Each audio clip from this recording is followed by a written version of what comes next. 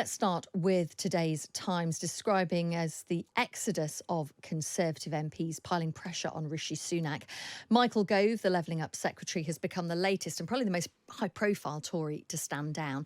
It takes the total to 78. That is more than ahead of the 1997 general election. Plus, a new poll puts the Conservatives 22 points behind Labour. Rod, this morning, what do you make of Michael Gove's decision to stand down? Is this a case of, as one texter got in touch saying, this is rats leaving a sinking ship? Does it matter? Is it going to affect the campaign, and is it damaging for Rishi Sunak? I think, to mimic the famous cartoon from about 1975, it's more a case of ships leaving the deserted rat, which is, if you remember, caused a lot of trouble, and I think Harold Wilson sued for it. I was less surprised by Michael Gove than other people were. I seem to remember 4 or 5 years ago the rumour that Michael was going to be leaving Parliament in order to take up, and cross your fingers here, guys, some senior job at News UK. And I can remember that those rumours had been circulating for quite a while. So I don't think Michael is necessarily the big issue here. The 78 who've gone is a massive number, and it's interesting in that while I've always thought that the polls would narrow quite dramatically, and they are beginning to narrow. I think they're 3 points down. The Labour lead is 3 points down on what it was last time in the polls. And that tends to happen in an election process. The government tends to pick up votes and the opposition tends to lose them a little. This clearly hasn't registered at all with Tory MPs who think they're going to get stuffed. And that is the only reason they're leaving. I mean, we ought to be pretty clear about that. That is the only reason that they're leaving, because they think they're heading for a defeat. I think they're probably right that it's going to be a defeat. My suspicion is that it won't be quite as big a defeat as some people are saying, but it will still be a crushing defeat, and it will leave the Tory party in some degree of turmoil, despite what Michael Gove says about hoping that Rishi Sunak will stay on after the election. The question at the moment is whether he will stay on for the election, according to some people on the Tory right. Latika, what do you make of this? I mean, the point is that Rod makes, and he's absolutely right, 78 Tory MPs leaving. And I mean, you forget some of the names because it's happened over such a long period. I mean, we heard yesterday John Redwood's going, Andrea Leadsom. But before that, I mean, there's been some, Theresa May's going, Sajid Javid. Yeah. There's just such a long list. Is that the problem, that the number is just going up and up and up, Latika? I think the problem is that anyone who's got remotely a skerrick of talent looks like they're out the door because they're employable and they can probably get a good job while their party languishes in opposition and probably fights to the death about whether they're going to be Conservative or Reform Light.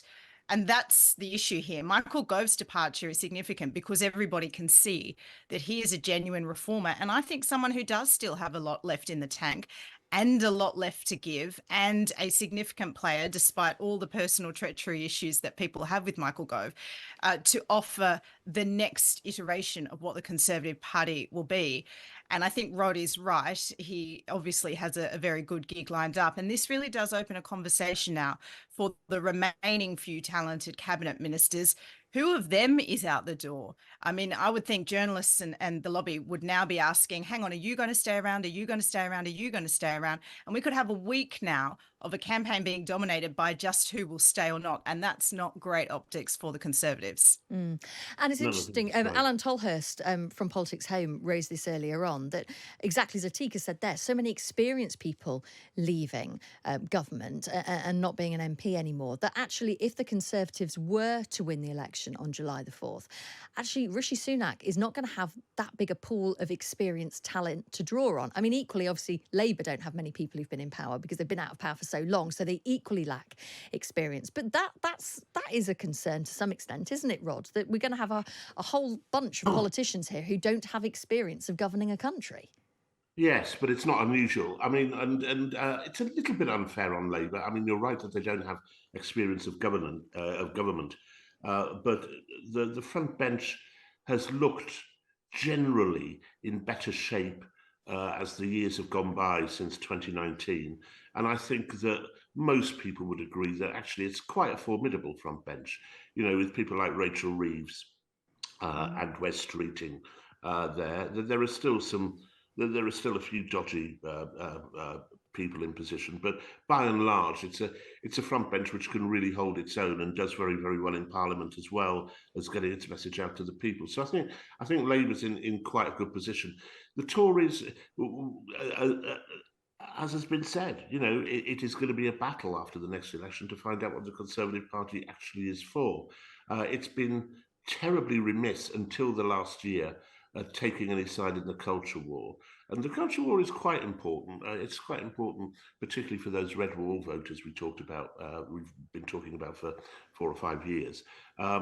It's really not very clear at all on whether it's a tax-cutting party or a kind of one nation Tory party in the good old Buskill tradition. So all that is up for grabs. I think that the issue of reform is reasonably interesting. I've been talking to quite a few reform people recently, and I think they're in a bit of a state of delusion, because I don't think they're going to be getting anywhere near 13-14% in the polls. They might in a few areas, such as Hartlepool, such as Boston, where Richard Tice is standing. But I think that vote is going to be squeezed quite considerably, and most of that vote will go to the Conservative Party when people look and see, look, who do you really want in? Are you really going to vote Reform, or are you going to vote for the Conservative Party when it's up against Labour? I think just by a natural process that vote will come down. So I think it's very, very difficult. I'm hoping that my local MP will stand down, which will give me a clearer run, as I announced my candidacy yesterday. So there we are. Talk to us, Latika, about how significant a role you think that Michael Gove has played in government, because I mean he's held so many different cabinet posts. I mean, he's been 19 years as an MP, 6 different cabinet roles. He's seen very much as the great survivor. I mean, we were talking earlier on, at times he has been less than loyal to certain people, but he is a survivor, isn't he, Latika? Less than loyal in politics, colour me shocked. I mean, wasn't it? It was, I think, it was former Australian Prime Minister Paul Keating who said, if you want friends in politics, get a dog, because there's no way you're going to get friendship from your colleagues. It was Harry Truman who said, if you want a friend in Washington, buy a dog. Yeah. Sorry. Oh, it was Harry Truman. Sorry about that. Sorry, I'm a total political nerd. Apologies. Peter Cardwell, I will always defer to your political nurturing. Go on, Latika, go on. I think the great shame for Michael Gove is he's said this generational line. He's 56 years old. That is not very old in anyone's book anymore. Look at Joe Biden, look at Donald Trump. I know they're not the best examples, but my point is you can have a lot of longevity still in government these days, and you can go on and the Conservatives aren't going to be out of power forever. We will have swings and roundabouts. The electorate swings very hard these days right across the West. It's not too crazy to think that if the Conservatives were sensible and regenerated well, they could be back in power in another decade or so. And that would only put Michael Gove at 66. That's not a terrible age to be in government and have a lot of experience and then bring that back and coach and mentor the next generation. So personally, I think it's a bit of a disappointment for the Conservatives that you've got someone who runs on the board in terms of reform, being able to take on the civil service, crack nuts and get there. Yes, there's a whole bunch of personal animosity around Michael Gove, but look, that's politics. They need to get over it.